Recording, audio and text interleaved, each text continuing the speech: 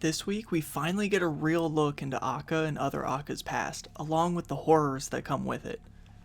This was an intensely uncomfortable episode that reveals a lot about the show, so if you want to stay up to date with Wonder Egg Priority, make sure to subscribe. While working on their secret research, the two Accas decide to use their intelligence to create an AI that could act like a daughter to them. This mad scientist-esque experiment created their 14-year-old daughter Frill, who started out as a horrifying robot monster, but whose appearance changed to look more human. They programmed her to have certain personality traits and sometimes forgot that she wasn't human. She was generally cheerful but would also get upset and selfish, sometimes very selfish, and she always had one strange habit. As the years went on, the two began to start publishing their work.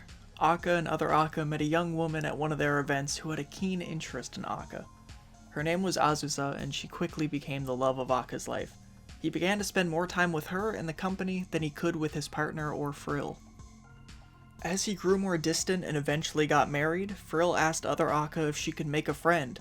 Those two friends ended up being the demons that attacked Momo and Rika. As the months go by, Acca and Azusa begin expecting a child.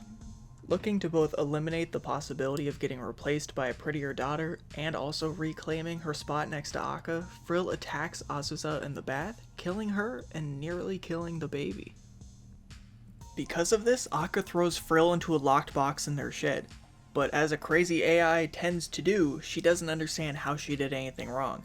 Any of her so-called emotions are either her programmed personality or simply her saying things she's deemed acceptable for that scenario, like her pain from being thrown around.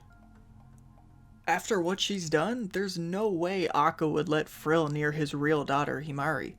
Acca and other Acca raised her without the knowledge of Frill.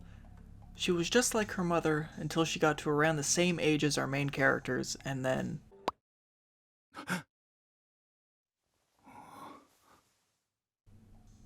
After a creepy conversation with other Acca about marrying him when she's older, which, if a little kid says, is somewhat cute and innocent, but a middle schooler, that's probably gonna lead to a Child Protective Services call. Later that night, Himari killed herself, starting the need for the Wonder Eggs that are still present to this day. Other Acca, frightened by Frill's old habit reappearing in Himari, visits the locked box where Frill's been trapped, only to find cables running out of it. He opens the box to Frill's programmed cheerfulness, wishing to be praised for her actions. He decides it's finally time to destroy his creation. But her sickness is still poisoning young girls to this day, and the two Accas have dedicated their lives to stopping her. This week gave us a very heavy episode that leaves us with possibly too many questions for a one-episode finale to answer. Will Frill always live on through data? How are her so-called friends appearing in the dream world, and what exactly happened to them after Frill made them? On top of that, what's happening to Rika and Momo?